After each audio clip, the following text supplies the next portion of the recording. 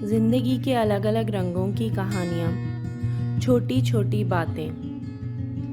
मेरी आज की कहानी का नाम है एहसास।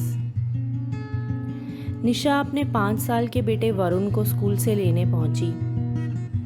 मम्मा को देख वरुण भागकर आया और उनके गले लग गया। दोनों क्लास से निकल ही रहे थे, तभी निशा का फोन बजा। उसके ऑफिस से फोन था।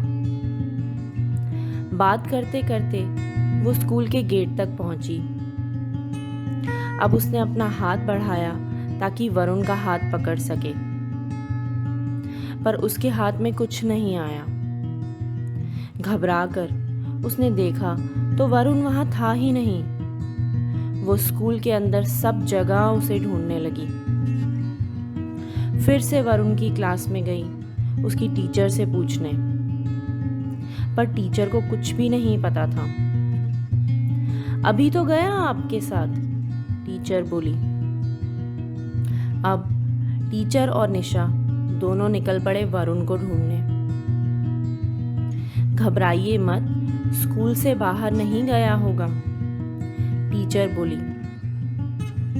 घूमते घूमते आखिरकार वरुण एक कोने में बैठा हुआ मिला।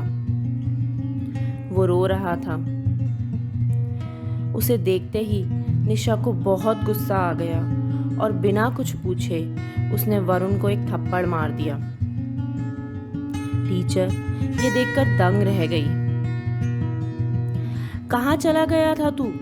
कितनी बार कहा है कि साथ रहा कर, निशा गुस्से में वरुण से बोली।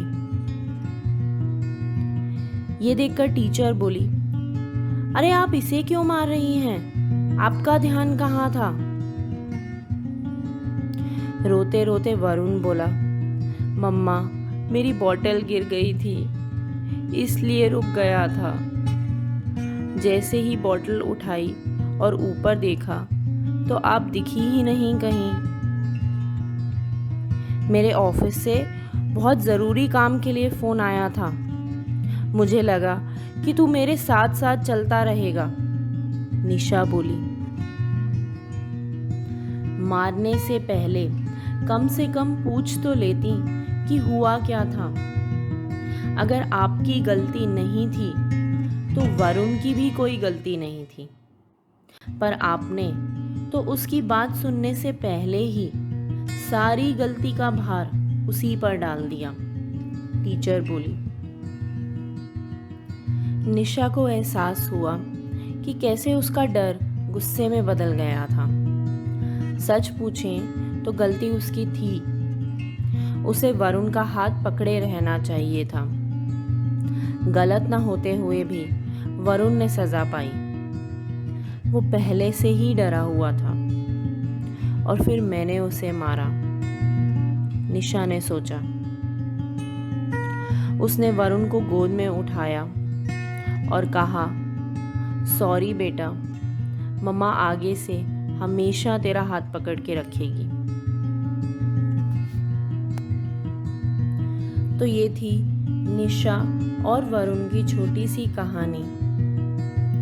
आप भी अपने बच्चों को डांटने या मारने से पहले कुछ पलों के लिए रुकें और पूरी बात जानें। शायद आपको भी एहसास हो जाए कि कई बार आपके बच्चों की गलती थी ही नहीं और फिर भी उन्होंने आपसे डांट या मार खाई।